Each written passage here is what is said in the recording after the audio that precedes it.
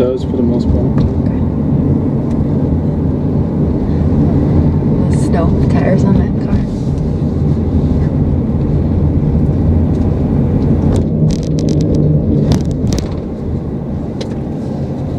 Motorcycles.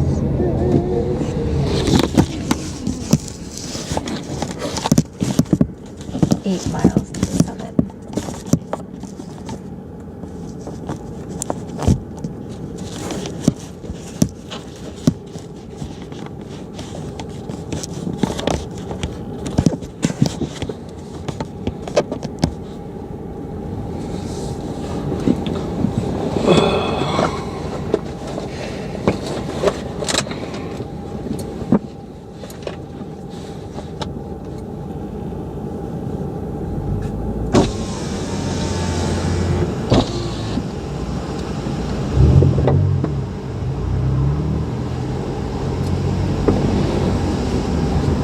Knock the cones out.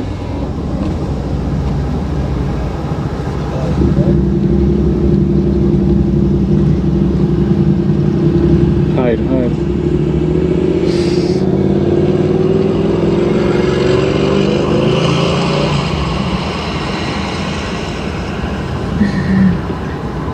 Imagine hiding in the trunk and then they check it to do breakers. They see me like this in the trunk.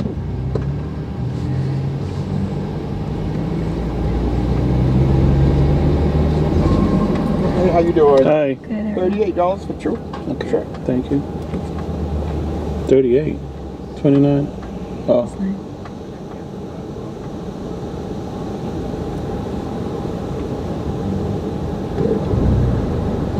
You know what I need is a manicure. You got a DVD too?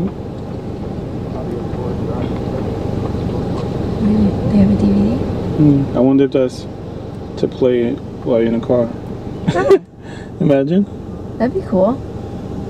Start DVD now. Yeah. Summit weather. 50.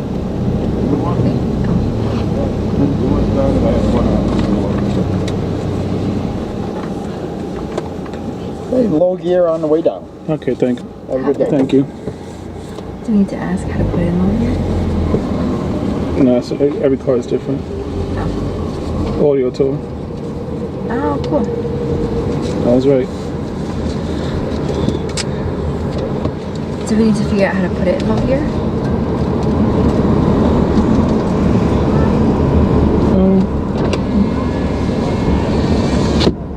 Relax them up there.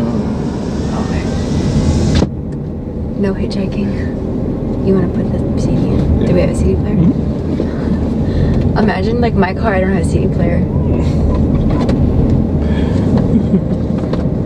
Does it say play at a certain time or? Driving up CD.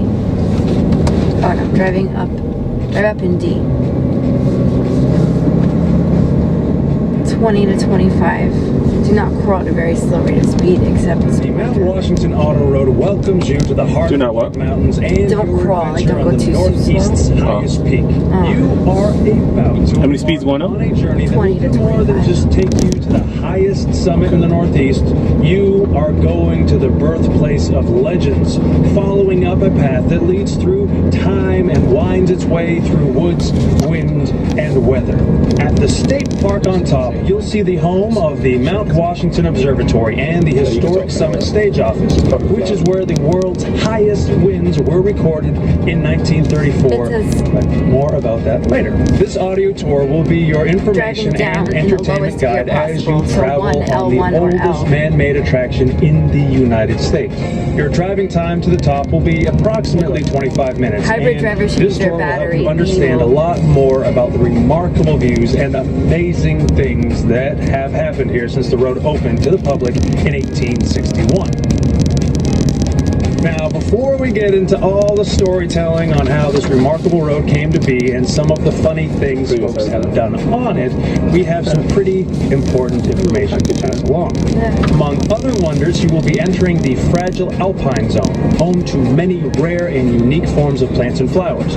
There will be many opportunities to stop your car and walk around, so please take care to leave these special environments as you found them. It is only because others have been thoughtful in past generations that these small, endangered treasures are still here for us to enjoy. So if you watch your step, future generations might have the same opportunity. It is only through our continued stewardship that we can protect and preserve the resources that we all treasure. Now just imagine that this road opened to the public in 1861, and the scenes which are about to unfold before you have remained unchanged since then.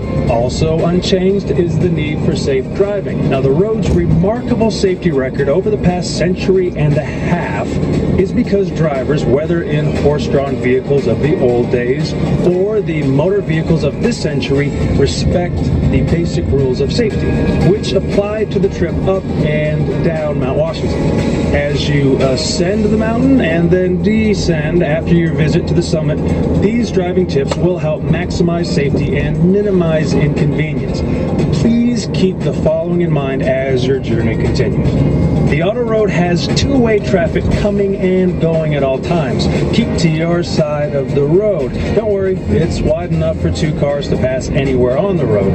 We urge you to drive up in low gear. This means less work for your engine and allows it to run cooler. You should stay in low gear for your entire trip up and down the road. If ever there was a road that was designed for low gear, this is it. Mark Twain once said, "If you don't like the weather in New England, just wait a minute." He must have been thinking of Mount Washington because things can change quickly and dramatically around here. Depending on conditions, you should maintain a speed of approximately 15 to 20 miles an hour. Now, your actual speed will depend on traffic and prevailing weather conditions. If it seems like you're holding up cars behind you, please be considerate of others and allow them to pass. Avoid using your air conditioner, as this may cause the engine to overwork. There will be plenty of cool air to refresh you as you continue to gain elevation. If the vehicle does begin to run hot, turn on the heater. It may sound strange, but it will actually help cool the engine. Should you find yourself driving in a fog at any time while on the mountain, turn on your headlights for the sake of all oncoming traffic. And please remember, it's a New Hampshire state law that all persons under 18 years of age must wear a seatbelt. If either on the way up or down, for any reason you need assistance, flag down one of the white and green vans or road crew pickup trucks. Our drivers will be happy to help you in any way. Also, remember that cars coming down should yield the right of way to cars going up. Now, let's get to the storytelling about the place you've come to. I wonder if it's the same for... I think that's what it said. The creation of our road to the sky all began back in 1853 when the New Hampshire legislature granted a charter to General David Maycomber to build the 8-mile road to the summit. It was a challenging task he set for himself, to say the least, but he had a vision. See, the White Mountains were beginning to gain a reputation as a destination resort, with grand hotels catering to wealthy travelers for the summer season. His path to the top of New England would surely be the high point of any visit to the North Country, and your presence here today confirms just how right he was. Anyway, one of the first of these grand hotels was the Glen House, which was located at the base area from which you began your climb. This hotel and 3 others burned to the ground over the years, around the turn of the century and after, though the base area is still referred to as the Glen, as it always has been. Seasons may change, but they always return, and the day will again surely come when travelers will find lodging in this most historic and remarkable of places. As you drive on through the hardwood forest, try to imagine what the early road builders faced. Dense trees and underbrush, sloping ridges, and immense boulders and ledges were at every turn. Not a particularly inviting place to excavate a road, but this is Mount Washington, and no adversity would be too great if it resulted in the conquest of this famed peak. One young woman who visited the Glen House in 1854 explored the work in progress and wrote an article for Harper's Weekly magazine. In it, she recounted her memories of the road as a work in progress. We have all been walking in the lowering twilight on the road which is making its way up Mount Washington.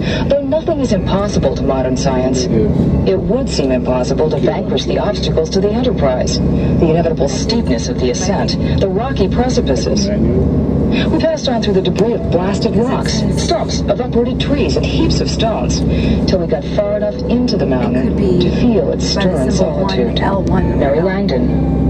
And when that was written in Some automatic 1854, transmissions have a they were manual still 7 years from override, and completion. low gear can be found by pushing them Unfortunately, like this symbol. for General Maycomber, his What financial symbol? backing ran out halfway up the mountain. So yeah. it ended up taking 2 companies, Oh my God. years of backbreaking labor, blasting, logging, clearing, and It's like straight grading down. to complete the task. During a 2-year delay after the first company had failed, it was questionable as to whether or not the project would ever be completed. But the lure of Mount Washington was too great to keep this road from reaching the Goes to top. one, but then it goes back to D.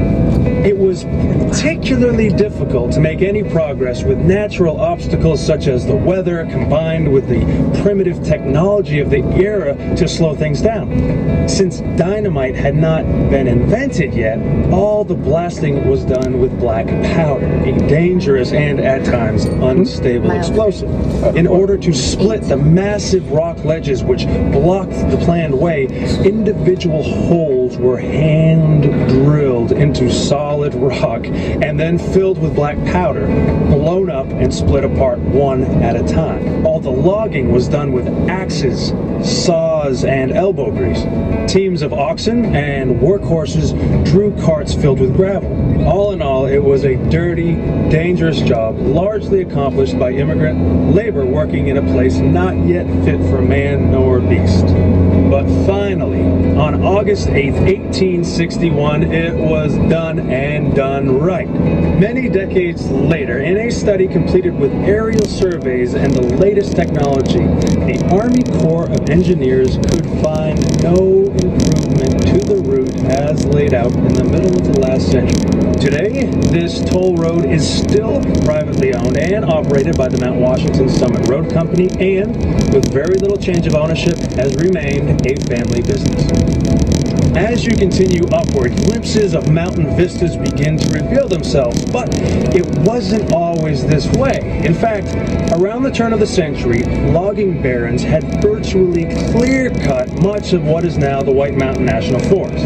The decimation of these native forests created not only fire and erosion dangers, but created such an unsightly mess that the cause of conservation was taken up by the average citizen and politicians alike. As a result, the Weeks Act of 1911 established the White Mountain National Forest, among many others. These mountains remain protected today as a pristine reminder of the natural beauty of the wilderness. It is ironic, though, that it took the near destruction of everything that you see around you to motivate the effort to save it.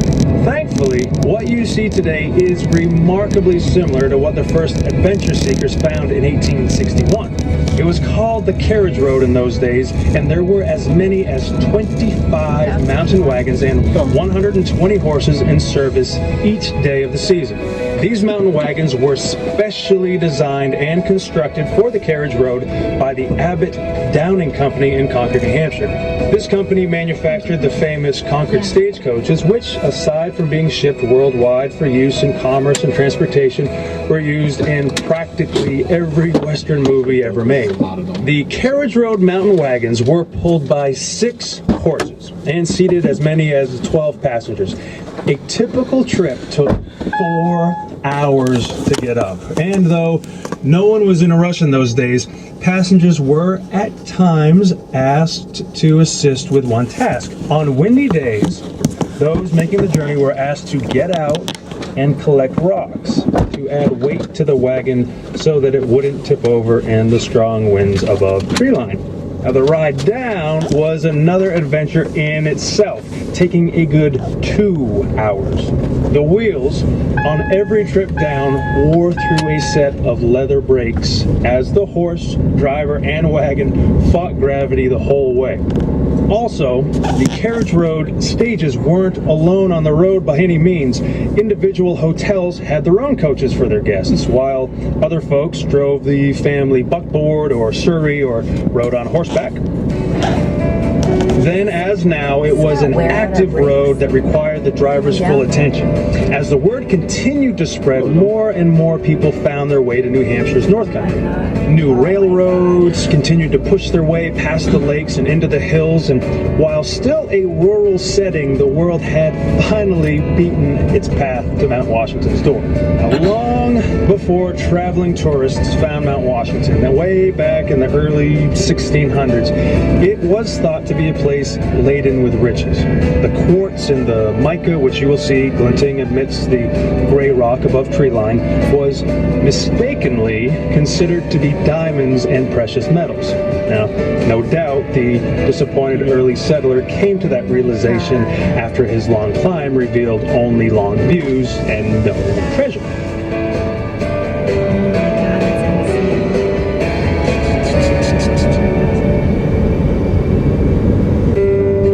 As you continue upward, you'll begin to notice startling changes to the vegetation.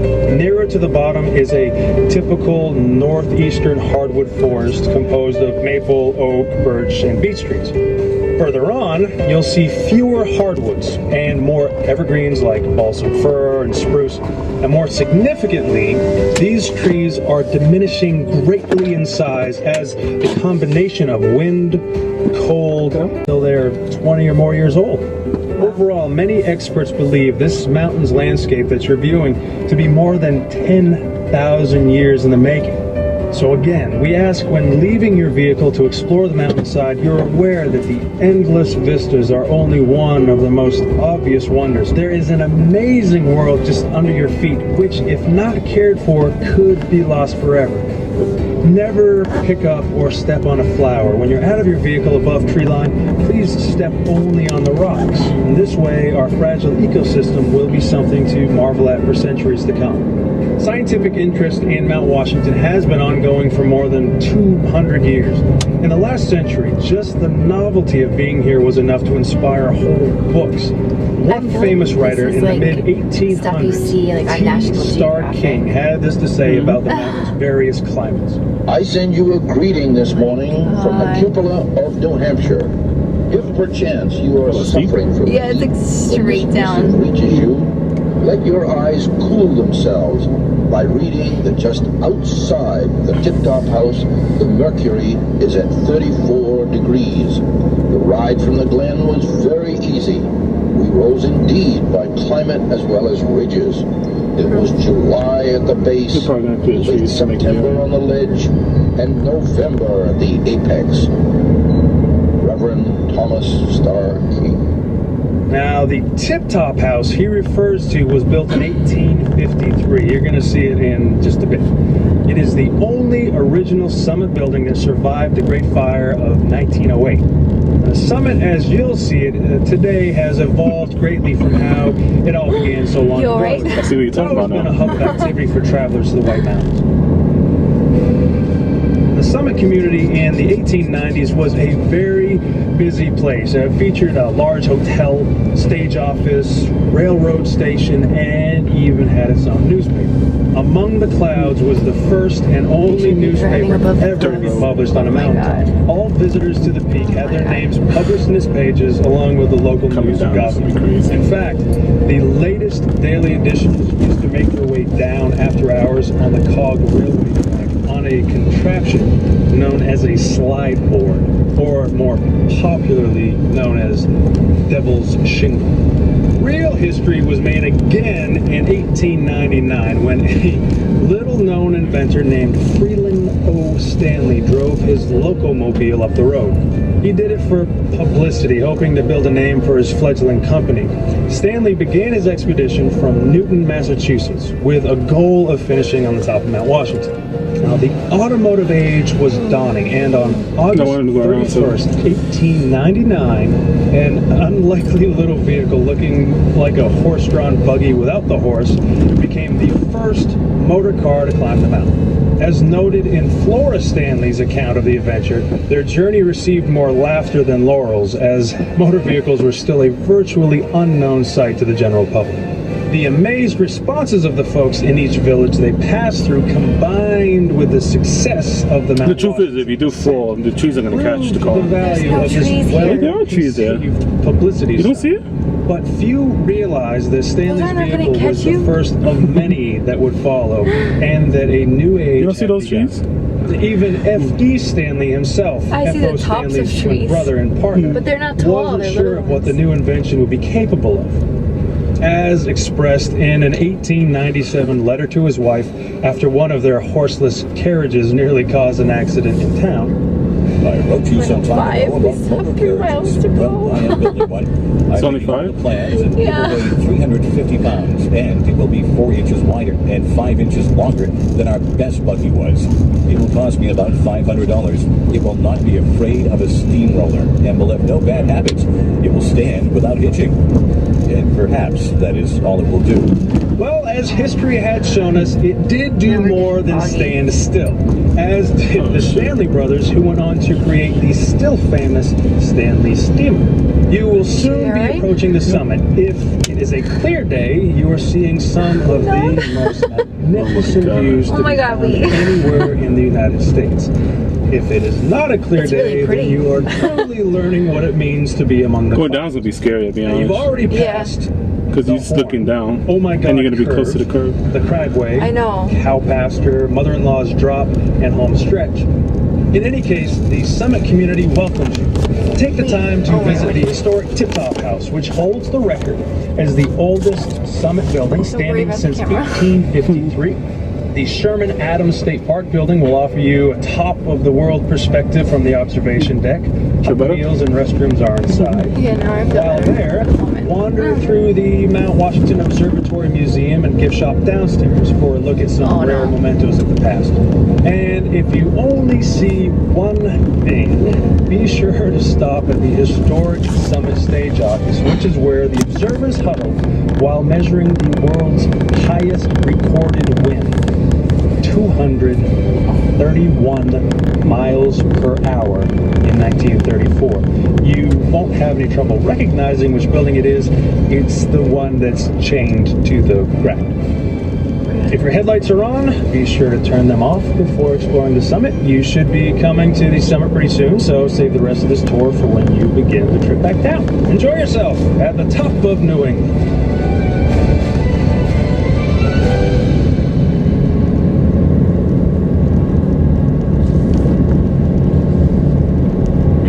Now that you've had the opportunity to experience the world above treeline firsthand, Hey, poses. prepare yourself for a whole new series of scenic vistas on the way down. Before we continue our story, let us briefly emphasize these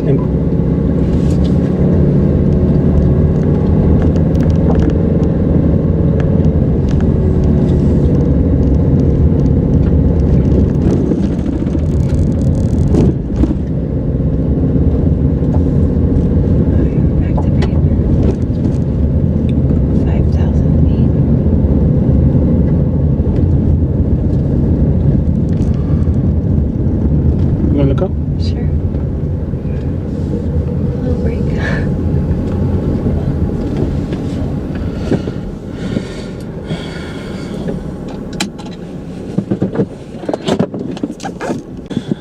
And I'm worried like about the car. Like, I hope we don't fry our brakes.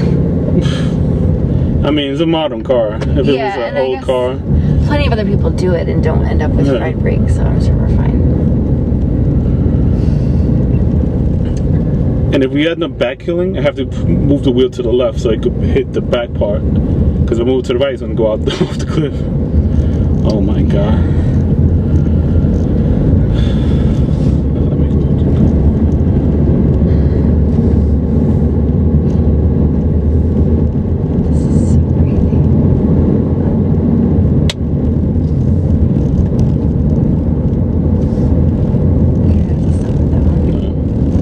these are people who usually look like they're going down. Yeah, like it'd be easier to pull in that coming down. Oh my god, you see this? Oh my god. Like you, oh my god. Oh my god, no fucking way.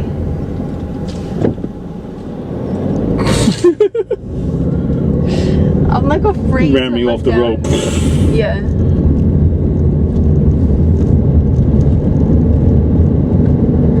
When I go up there, I'm gonna have a couple of beers. No. Oh, we're like on the wrong side of the road. Yeah, because I don't see any cars coming, and I'd rather I feel safer.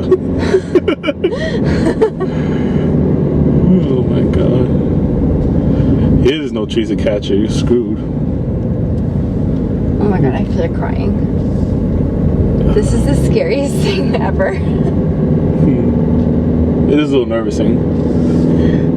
Yeah, I feel like tears, but even though I'm not, but I feel like, And this is not even using brakes. This is just transmission. well, you wouldn't use brake going up anyway. No, because you just want brakes fried. Oh, coming down. Oh yeah. What's that? There's a car coming now.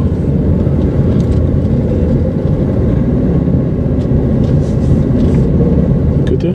Yeah. Here's a little more safer. Yeah. Just a little bit. Oh my god. It's like dizzying. I'm gonna upload this to YouTube. You don't have vertigo, right? What's that? When you get dizzy spells, No. and like if you're up high and you look down, you get dizzy. Not really.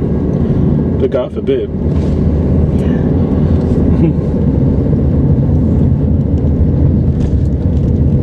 It should always be there. Yeah. A mess of clouds over here. Motorcycles coming down.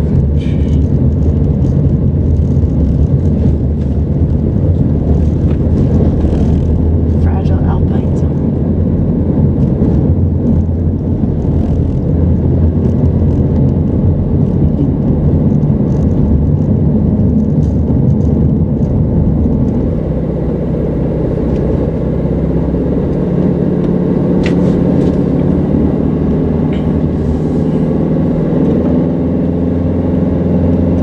Imagine if like you with your girls' night vacation or whatever, and you go up here, but then you just have a panic attack. You can't come down. I was just thinking that. Like, I'm sure they have people that probably like workers that probably drive you down. yeah, because I was like, what if like, yeah, what if like I decided to do it? Because they'd rather do that than a fear for like, you know, and then like crash.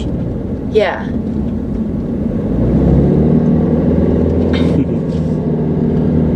Like I don't think I'd be able to do it. I mean, maybe I would, but I would be going at a snail's pace. 1 mile an hour, everybody going around you.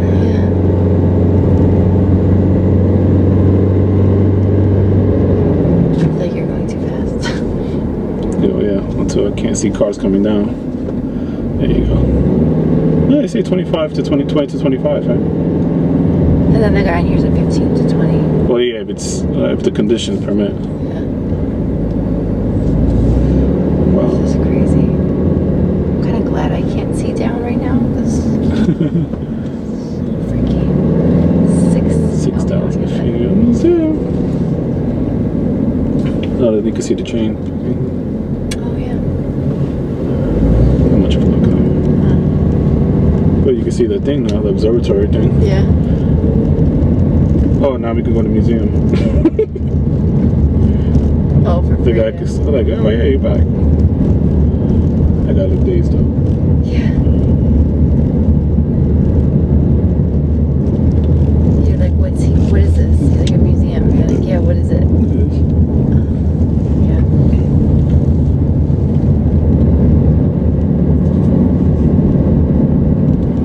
Wow. Oh my god.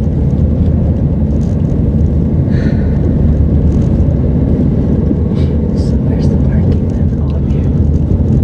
Service road. Gotta drive up.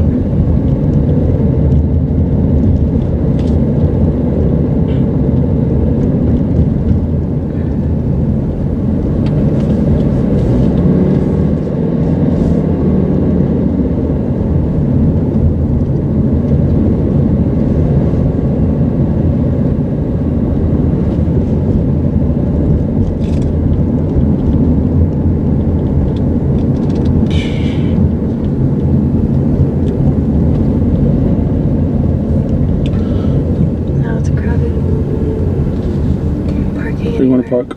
Either or, wherever. Wherever looks like there's a spot.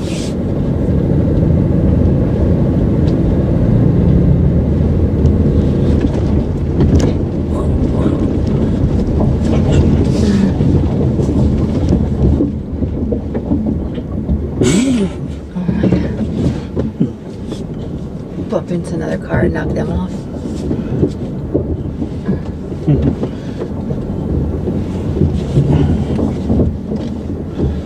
Oh look, a Volt. Made it up. Oh, nice. They probably put the... You have the low gear in the Volt? Oh, it has that mountain mode. Oh, yeah. This would be a good... Good test, see if mountain mode actually works. Alright, we made it to the top. We made it!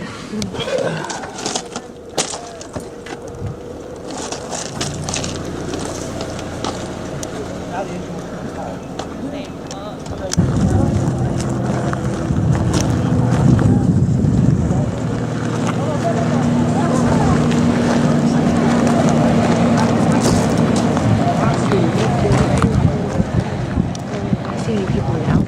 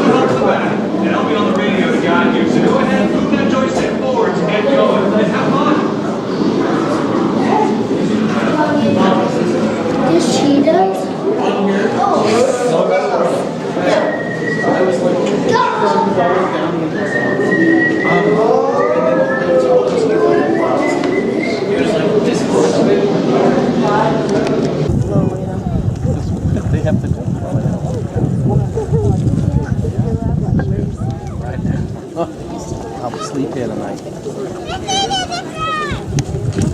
Walk the road. Yeah.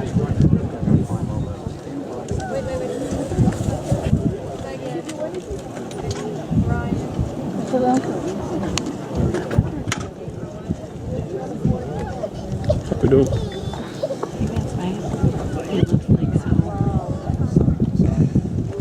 Hey, you know. And smell? Yeah.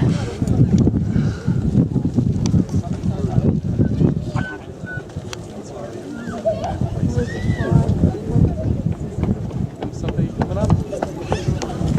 Finishing the trail. Come on.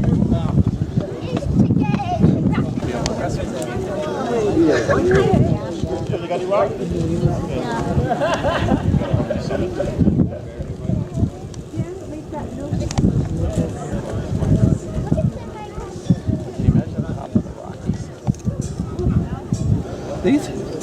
No, two-thirds. I think like 5 hours.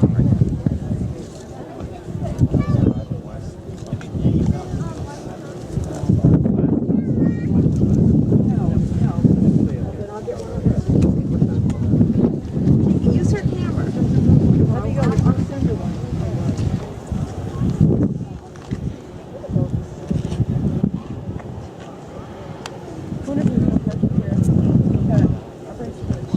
Never could have drove back. Yeah.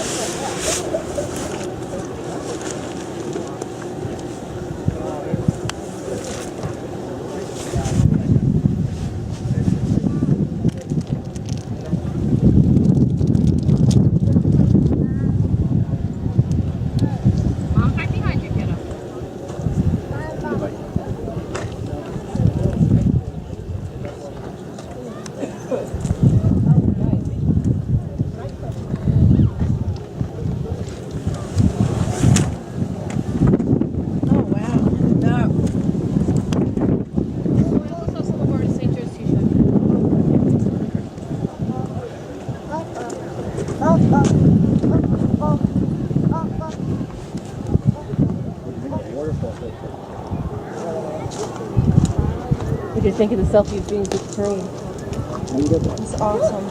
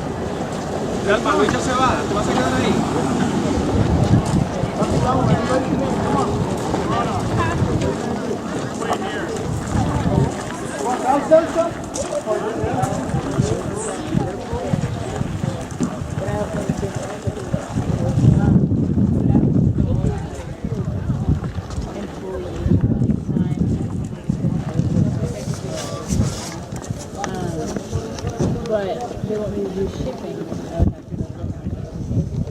So I'm like, I'm not doing that. You're even further away now. I just don't like it. 3 hours. Now that you've had the opportunity to experience the world above treeline firsthand, prepare yourself for a whole new series of scenic vistas on the way down. Before we continue our story, let us briefly emphasize these important driving tips. For the trip down, the two most important facts to remember are these. First, use low gear the whole way down. This will allow the transmission and engine to act as a brake and help maintain a slow speed. Remember, low gear is usually indicated by a 1 or an L or L1 on your shifter. Second, don't ride your brakes.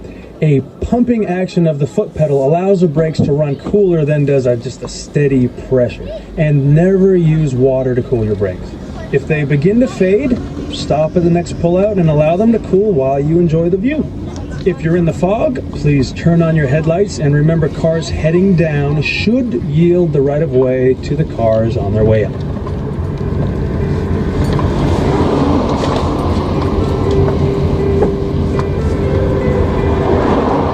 You may have seen hikers while you're on the summit. Some are day hikers, climbing the mountains or traversing the presidential range by any of the miles of trails that cross the slopes. Many begin from the Appalachian Mountain Club's headquarters just south of here in Pinkham Notch. Visible just above the AMC base camp is Tuckerman Ravine, famed for the challenging spring skiing. But skiing in this ravine is not for the faint of heart or casual skier. The head wall and gullies can be more extreme than anyone expects. Other merry wanderers may include the long-haul hikers who are traversing the Appalachian Trail. This famous footpath stretches more than 2,100 miles from Georgia through to Maine and crosses the auto road on its way. Even for these folks, reaching the top of New England is a milestone in their journey. Native American populations of the area, the Abenaki tribe, among others, considered Ajiapucho, as they refer to Mount Washington, a sacred place where the Great Spirit lived. So rumor has it that they never climbed the mountain. This entire region was home to great numbers of Native Americans prior to the arrival of European ships and people. But times had begun to change as sparsely populated coastal communities of colonists continued to move inland. One of these early settlers was named Darby Field. After seeing the shining summit from a ship off the coast of Maine, he set out in search of his fortune, enlisting 2 Native American guides to accompany him into the wilds of this unknown land. Darby set out in a birch bark canoe near Exeter, New Hampshire, paddled up the coastline into the Saco River and up to what is now Glen, New Hampshire. After obtaining permission from the local tribe elders, Darby Field and his two companions set out on what would become No, I the get to first do that. ever ascent of this formidable mountain. Whether it was riches, glory, adventure, or a combination of all three, he Stop, sought, Angel. I told you Darby not to and look his around. guides achieved their quest and their place in history more than 350 years ago. After the wake-up call, the mountain rolled over and went back to sleep for about another 150 years. And it was the Crawford family, Abel and then Ethan after him, who He's very finally tough a little began bit. housing and then life guiding flashing before my guests eyes. around Mount Washington in the 1790s. As the story goes, it is believed that the first visitors who arrived at It's a nice Crawford's coast. Inn with their You get to express enjoy the view. purpose of climbing Mount Washington did so in 1818. Ethan's later journal entry reflects the typical Yankee flair for understatement of this massive effort. He only wrote, My father and I made a footpath from the notch out through the woods, and it was advertised in the newspapers, and we soon began to have a few visitors. and nearly 2 centuries later, they've never stopped coming. If for nothing else, the Crawford family's legacy is assured by the fact that they cut the first hiking trail up the mountain in 1819, which is still in use today and is the oldest hiking trail in America. Beyond that, the Crawfords cut the first bridle path, which incidentally later became the principal route of the Cog Railroad. There's a car coming behind you.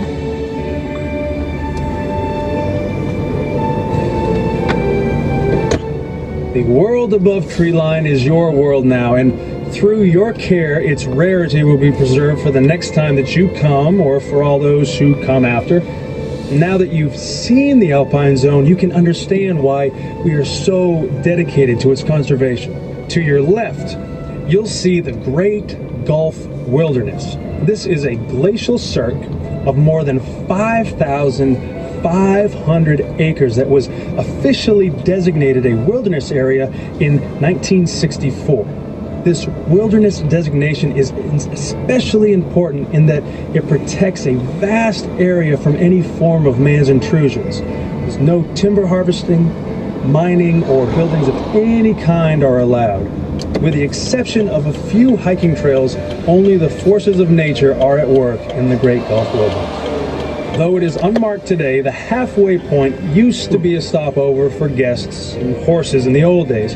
The halfway house offered shelter and refreshments before the last long pull to the top. Now take a minute to think again of the horse teams straining against their harnesses as the drivers spoke commands and encouragement. Horses ruled this road for the first 50 years of its life. In fact, Horses coming all it the way up wasn't here. until 1912 that Yeah. the first Pulling gas-powered vehicles took over the job of carrying guests up the road.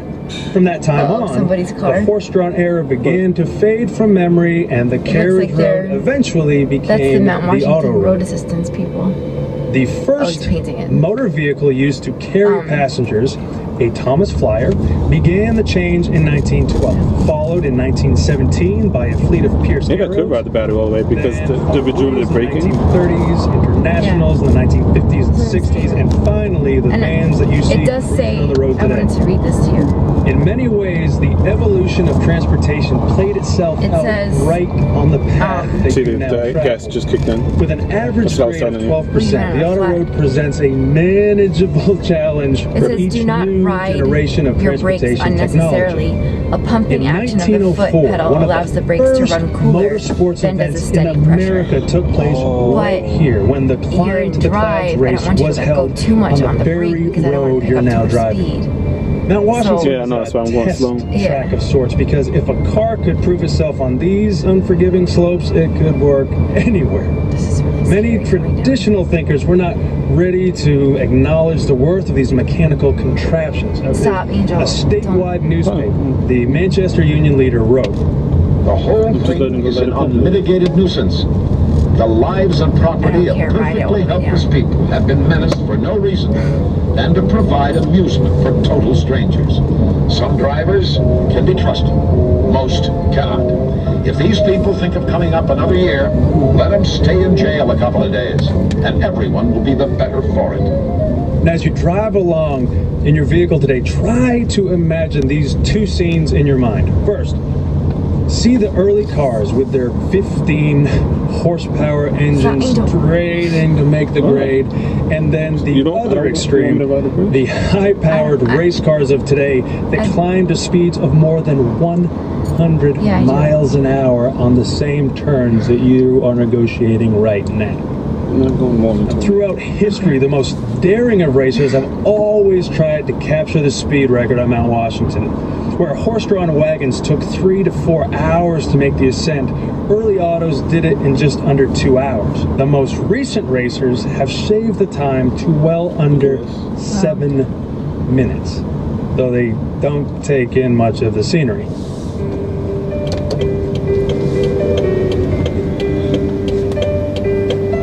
If it has been a clear and sunny day for you here today, consider yourself lucky. The weather on Mount Washington is generally more interesting than that, though. It's not that the weather can change quickly here, it's that the mountain seems to generate its own climate and environment. Sure, it basically tracks with the 4 seasons the rest of us know. It just overlaps them more and then mixes them together. So rain, snow, and sun make the rounds based more on random chance than on what the calendar says. Some days there's rain in the valleys and beautiful sun on the mountain, or vice versa. Some days clouds fly by close enough to touch you. Other times an undercast develops where a blanket of clouds shroud the lowland, and summits of the taller mountains in the presidential range protrude like islands in a sea of white. Hundreds of inches of snow each year, hurricane force winds on more than a few occasions, fog thick enough to chew. This and more makes up what we call Mount Washington weather. It is both the diversity and extremes in the weather on this mountain that have made it a center of meteorological studies since the mid-1800s. The Hitchcock-Huntington expedition was the first to winter over on the summit in 1870. It was a remote, harsh winter wilderness which exposed these scientists to conditions they couldn't have imagined. The U.S. Signal Corps took over from 1870 until 1892 and experienced many of the same conditions that the current members of the Mount Washington Observatory staff contend with. This journal entry from the logbook details a difficult evening for the early observers. January 27, 1875. Coldest of the season, 46 below.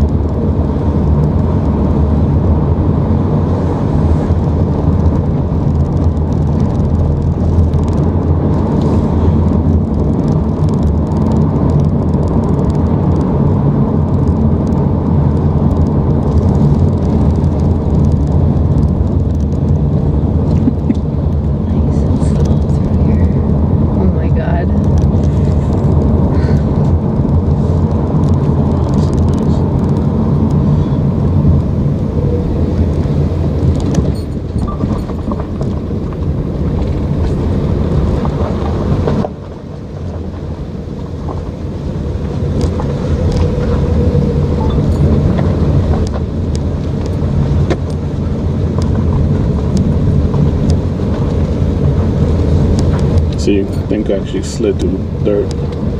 Yeah.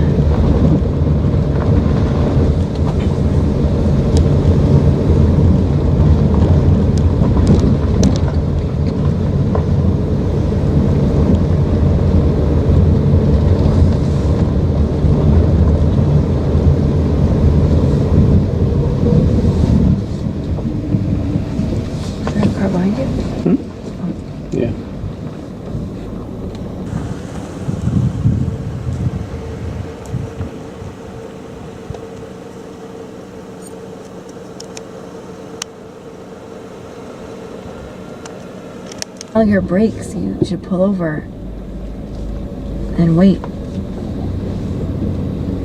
Well, we have the windows down, so. What does that mean? So you gotta smell the brakes more. Look, they're just sitting right there on the edge. Oh my freaking god. I mean, maybe it slopes more, but that's really scary.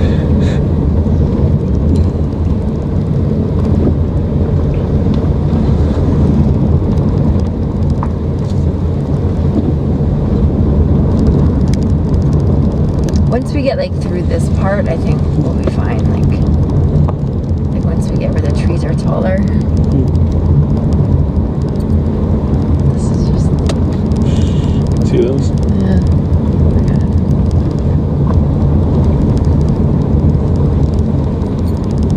It's so crazy. I think this is one of the scariest things I've ever done. Yeah. Yeah.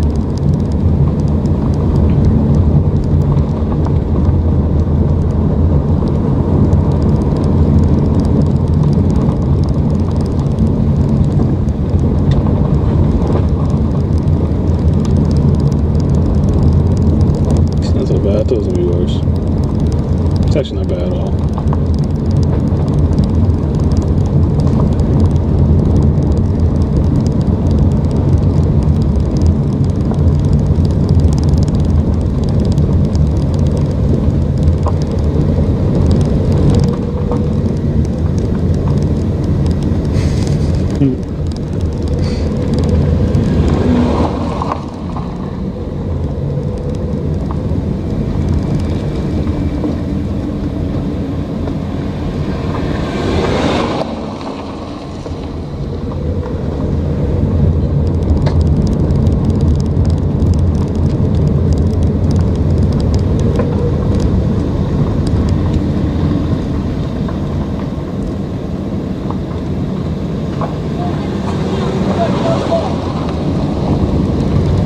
Nice.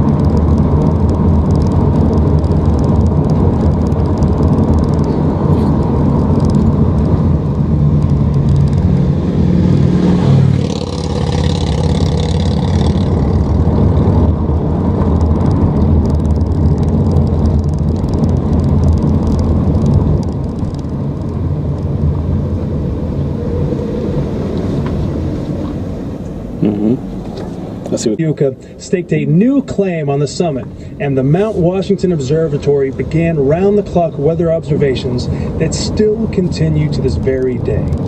Then came the day that no one expected. A day that has gone down in history and has yet to be topped. It was April 12th, 1934, that the world's highest recorded winds, 231 miles an hour, blew over the summit of Mount Washington. Pagliuca's logbook entry for that day tells the story. We've been taking turns knocking ice from the anemometer post. Shortly after 1 a.m., I set out to clear the ice again and disappeared into the fog on the roof. I felt the full blast of the 200-mile-per-hour southeast wind on my face. Kneeling on the platform, I pounded the foot-thick ice accumulation with all my strength, but alas, wasn't making much impression on the rough frost. On that day, Mount Washington earned another place in history and was forever nicknamed the home of the world's worst weather. Because of this, various companies and scientific institutions have tested everything from jet engines to paint and winter clothing, It is because of the reliably harsh extremes of Mount Washington weather that so many different types of tests have been and continue to be done here. In a typical year, the temperature averages 27 degrees. The winds, although averaging 35 miles an hour, exceed hurricane force on more than 100 days out of the year. The summit is in the clouds more than 60% of the time.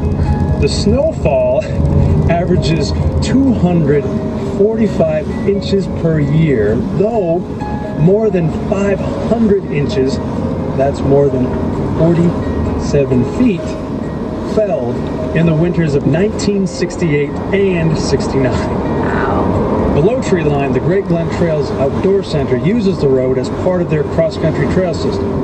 This winter, you can take our specially designed snow coach on the road just above tree line for a breathtaking look at the presidential range in winter, and we'll do all the driving. It's a time of unimaginable beauty and deep snow. In fact, on part of the road known as the Cragway, 20 or more feet of snow accumulate each snow way. tires. Before the days of heavy equipment, pure manpower opened up drifted parts of the road. As the tourist season approached, the road crew armed with only shovels would begin to move mountains of snow that have accumulated in certain areas. Now imagine facing a wall of snow, I mean, they've been doing all this time. 20 feet deep and 300 feet long, knowing it was your job to break through. This is what the early road crews faced year after year. Today, the job hasn't changed, just the methods of accomplishing it have. Bulldozers and backhoes have taken over where men and shovels once fought the elements. But it's still a lot of work every spring to put a mountain road back in order after a harsh North Country winter. Mount Washington and the Auto Road is as much a destination today as it ever was. There seems to be an almost mystical allure that draws people to its towering heights. For some, it's an opportunity to reach the top of a major mountain and then quietly contemplate the beauty and majesty of their surroundings. For others, it's a place to make history, to set a record or to break a record. This has been the case since Darby Field set out to climb in 1642. Each generation brings a steady stream of challengers. The areas of endeavor are as diverse and unique as the individuals who undertake them. Listen to this sampling of just a few of the records and record breakers through time. 1857. A man counts his steps walking to the top. 16,925. 1861. The road opens and Colonel Joseph Thompson drives the first horse-drawn vehicle up Mount Washington. 1875. Harlan Aumann runs down the road in 54 minutes. 1887. An all-time record for horse-drawn vehicles is set by Charles O'Hara with a time of 1 hour, 9 minutes. 1899, Freeland O. Stanley drives the first automobile up the road in 2 hours and 10 minutes. 1904, Harry Harkness sets a record in the first Climb to the Clouds auto race of 24 minutes, 37.6 seconds. 1907, the first recorded round trip is made on skis. 1923, the automobile hill climb record stands at 17 minutes. 1924, a Harley-Davidson motorcycle ascends in 15 minutes. 1926, Arthur Walden drives the first dog team to the summit. 1932, Florence Clark becomes the first and only woman to drive a dog team solo to the summit. 1934, the still current world record wind of 231 miles an hour is recorded on the summit. 1938, an automobile record of 12 minutes 17 seconds is set by Lem Ladd in a Ford V8 Special. No brakes. 1950s, Alden Weigel of Walpole runs up the road rides down the Cog, and hikes up Tuckerman Ravine all in 14 hours. Weigel then goes on to climb the road barefoot and blindfolded, then backwards, then pushing a wheelbarrow carrying a 100-pound sack of sugar in it. 1975, an alternative energy regatta finds an odd assortment of vehicles powered by wood, steam, garbage, and chicken manure winding their way up Mount Washington. It's not running. 1998, Climb to the Clouds car race record stands at 6 minutes 42 seconds by Frank Sprongel driving an Audi Quattro. Drove up 2003, this in 6 a minutes. Segway from Heritage, New Hampshire is Audi ridden to Quattro. the summit. Now, less scientific-minded have been those who have used roller skates, llamas, skateboards, and unicycles as a method to reach the top.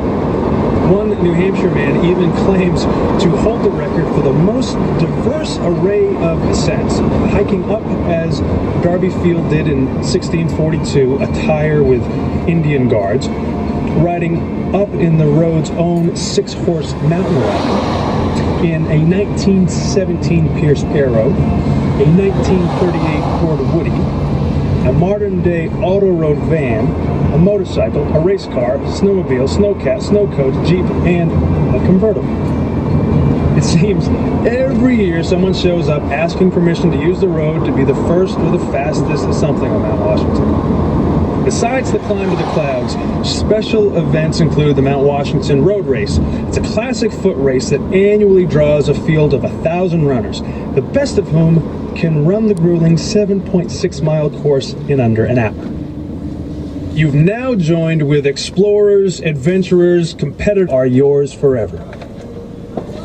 This, above all, is the glory of Mount Washington, that it gives absolutely anyone at any age a chance to sit with friends and family, get some perspective on the world we live in from a place unlike any other, to breathe deeply the mountain air and reflect briefly on those who came before and will come after, perhaps members of your own family. Enjoy the rest of your day and your visit to the White Mountains. Visit us again sometime for another drive in your own vehicle, or take a guided tour in one of our stages. When you reach the bottom, come across the street. Take advantage of services at the Glen House base area. The Glenview Cafe has a spectacular view of the mountain you've just climbed and serves homemade soups, sandwiches, and other goodies. The Red Barn Museum features horse-drawn and automotive stages on display, as well as historical memorabilia and a slideshow and video, all for free. To continue your day of enjoyment and adventure, you can take in these magnificent surroundings in a whole different way with a visit to the Great Glen Trails Outdoor Center right across the street. Enjoy biking for the whole family on wide, gentle sloping trails, an indoor climbing wall, easy walks on rolling paths, a picnic in a field of wildflowers, or just plain relaxing with unbelievable views. The Great Glen Trails Outdoor Center has this and more. A full schedule of summer and winter programs is always planned at Great Glen. For example, spend the afternoon on a guided kayak or canoe trip on the Androscoggin River, or even more adventure, take a full day to explore the natural wonders of the Lake Umbagog Wildlife Refuge while paddling with one of our guides. Also, stop in our outfitter shop and be prepared for your own outdoor fun. Besides bike rentals, you'll find a wide selection of items from sunglasses and postcards to high-tech outerwear, biking and paddling accessories. And the best part is you're already here. Simply come across the street to the base lodge and you'll find the Great Glen Trails Outdoor Center. Remember, in the wintertime, those same great trails make for the best cross-country skiing and snowshoeing in the North. Continue your experience in the great outdoors right here. Come on over for a look and more information. Well, that's about it. If you're not at the base area, you will be soon. We hope you've enjoyed your adventure above treeline, and thank you again for journeying with us today on our road to the sky.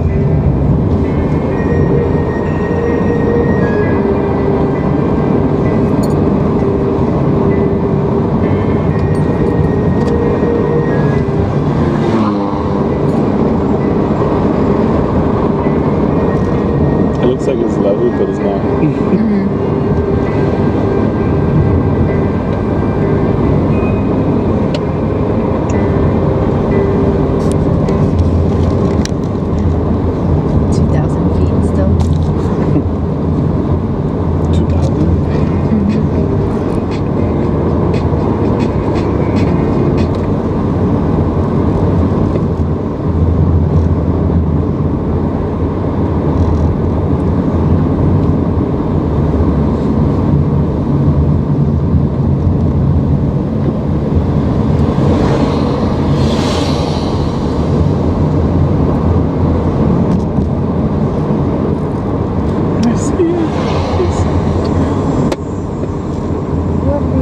made it.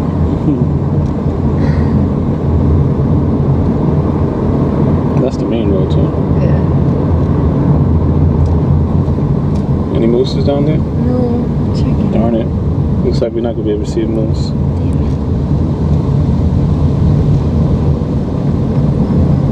Gotta come back. Gotta ask somebody. You don't know, ask somebody. Where the moose is at? Where the moose is at? Where the moose is at? Where the moose is at? Where the moose is at? I'll drink to that. Imagine they just come walking out. Like, part of me, I'm just gonna cross the road. That would be so cool. There's a tree on that giant rock. Oh wow, that was cool. Oh, yeah. Let me reverse it up.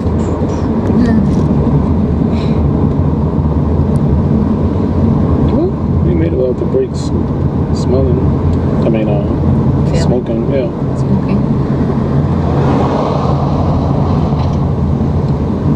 Good job, Subaru. Good job. Now we can say that we made it. Yeah. Yeah. Imagine that. Where was the place they went? Oh yeah, that shop? Yeah, I think so. And I guess there's a restaurant maybe over there. That's what he was talking about. It's not this? What, this guy? Yeah. Yeah, no, he was saying there was a restaurant and I think it's this little shop. I guess we could go there. Yeah, country store. Then we'll go back up. Yeah. Gas station? It's actually a gas station? That is so funny. I just noticed that.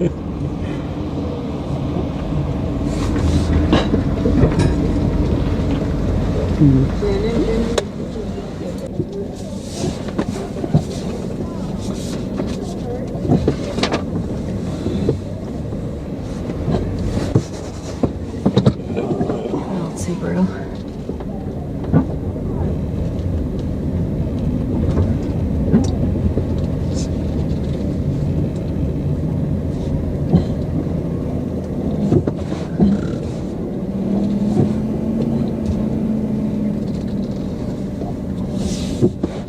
Okay.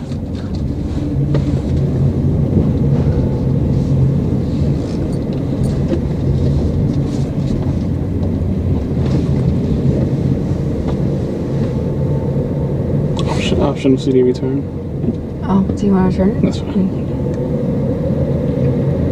Keep our souvenir CD. Because I wasn't listening to him, maybe.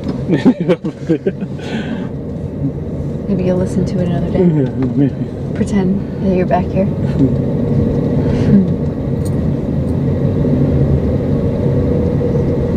And this is really gonna pretty here. complete the video.